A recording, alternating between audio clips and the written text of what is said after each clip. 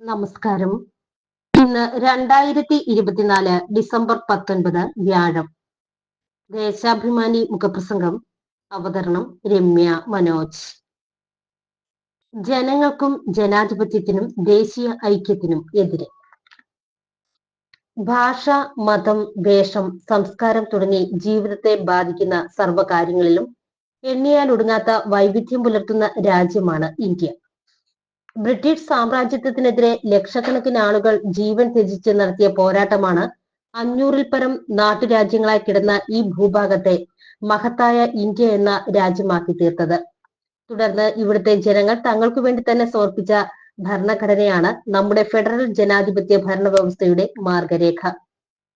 ജനങ്ങളാൽ തിരഞ്ഞെടുക്കപ്പെട്ട പാർലമെന്റിനാണ് പരമാധികാരം. സംസ്ഥാന കാര്യങ്ങളിൽ സമാനമായി തിരഞ്ഞെടുക്കപ്പെട്ട നിയമസഭകൾക്കാണ് അധികാരം.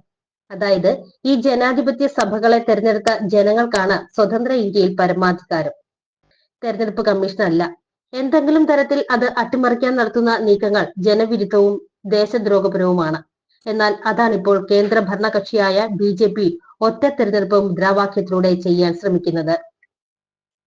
കഴിഞ്ഞ ലോക്സഭാ തെരഞ്ഞെടുപ്പിൽ 400 സീറ്റ് സ്വപ്നം കണ്ടിറങ്ങിയ BJPക്ക് ഒറ്റയ്ക്ക് ഭൂരിപക്ഷം പോലും ലഭിക്കാത്തതിനാലാണ് വലിയ പരിക്കുകളോടെയെങ്കിലും ഇന്ത്യൻ ജനാധിപത്യം നിലനിൽക്കുന്നത്.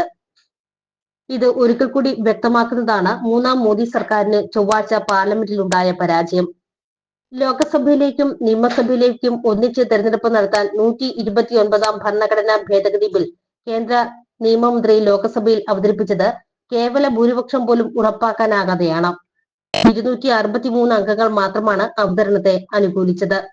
543 അംഗ ലോക്സഭയിൽ ബിൽ പാസ്സാകണമെങ്കിൽ കേവല ഭൂരിപക്ഷമായ 272 പേരുടെ പിന്തുണയും സഭയിൽ വോട്ട് ചെയ്യുന്നവരിൽ 2/3 അംഗങ്ങളുടെ പിന്തുണയും വേണം.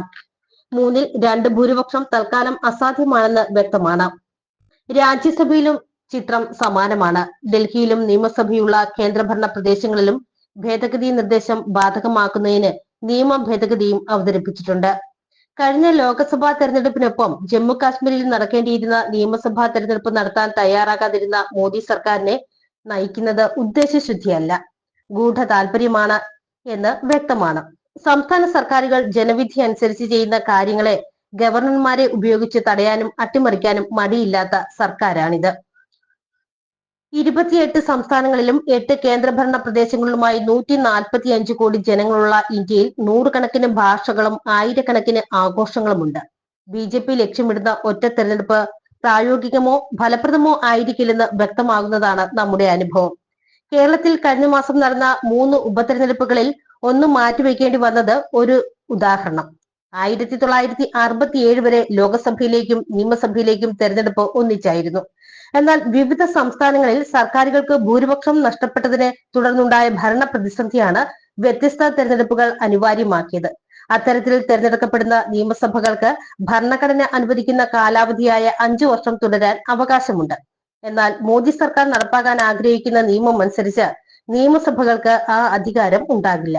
5 വർഷത്തേക്ക് സംസ്ഥാന സർക്കാരുകളെ തിരഞ്ഞെടുക്കാൻ ജനങ്ങൾക്കുള്ള അവകാശമാണ് നിഷേധിക്കുന്നത്.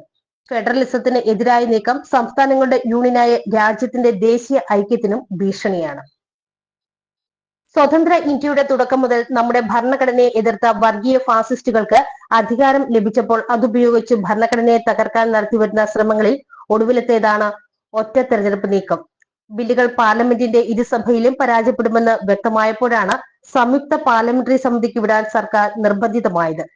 നിലവിലെ ഘടനയിൽ സമീപ ഭാവിയിലൊന്നും ഇത് പാർലമെന്റിന്റെ കടമ്പ കടക്കില്ല.